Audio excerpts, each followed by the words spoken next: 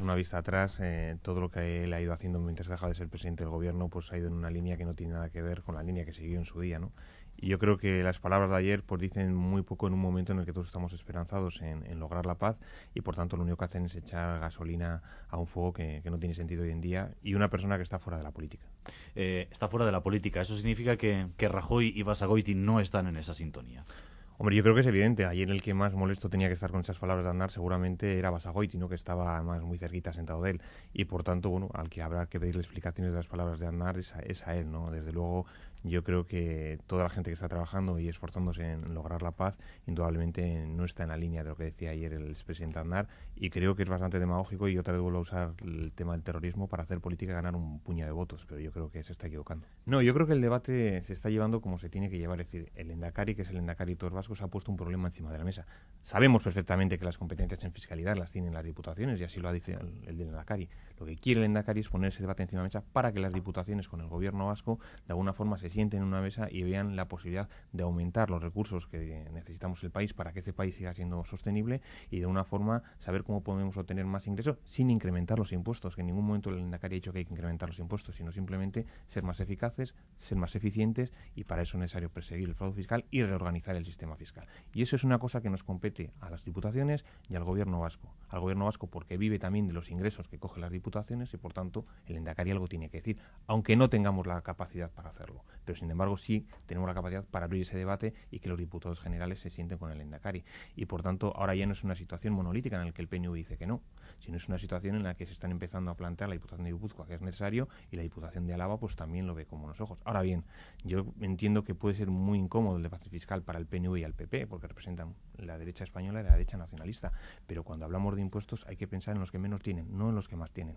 No, hay que reconocer que es algo que el Parlamento Vasco en febrero encomendó al gobierno, por tanto no es una cosa que el gobierno directamente la ha hecho, sino que es un encargo del Parlamento Vasco y por tanto, como cualquier encargo del Parlamento Vasco hay que cumplirlo, ¿no?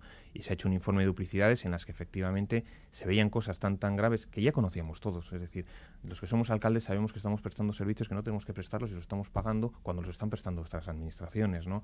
Las diputaciones sabemos que son los que más duplicidades están haciendo porque son servicios que presta el gobierno vasco y también las diputaciones. Es decir, son cosas que ya se sabían, lo que no se sabía era la cuantificación económica.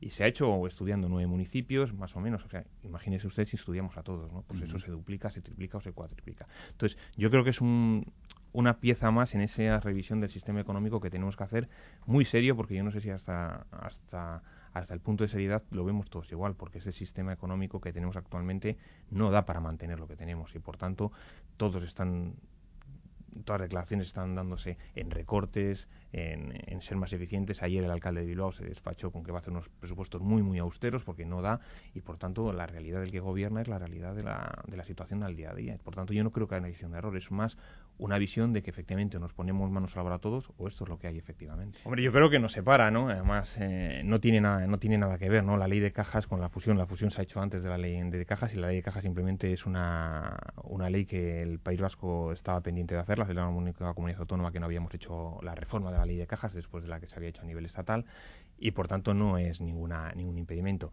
Lo que sí es más que nada es una piedra en el camino que pone el diputado general pues yo creo que bastante torpe, ¿no? Porque si hay algo que es muy susceptible en el País Vasco es la economía y el que un diputado general ponga de alguna forma piedras a través de una ley que lo único que hace es reorganizar el sistema público vasco de las cajas, que dota de, yo creo que 5 características fundamentales a las cajas: una mayor pluralidad, una mayor profesionalidad con un gran grado de incompatibilidades, se despolitiza las cajas, es decir, ya los cargos públicos, los cargos políticos no pueden estar en los consejos de administración de las cajas, se hace más representativa y por tanto yo creo que son los pilares básicos de lo que tiene que ser una caja, ¿no?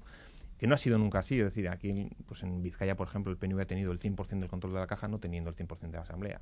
Es una cosa que no se ve en ningún sitio, ¿no? Y por tanto, todos los grupos de interés van a estar representados. Entonces yo creo que es más una pataleta de no perder el poder político en las cajas en el PNV de querer parar algo. No puede parar la fusión porque se ha hecho y es una cosa que los 4 grandes partidos políticos nos hemos puesto de acuerdo, muy importante, por cierto. No creo que se haya dado nunca que los 4 grandes partidos en un tema económico empresarial se hayan puesto de acuerdo y por tanto eso es imparable.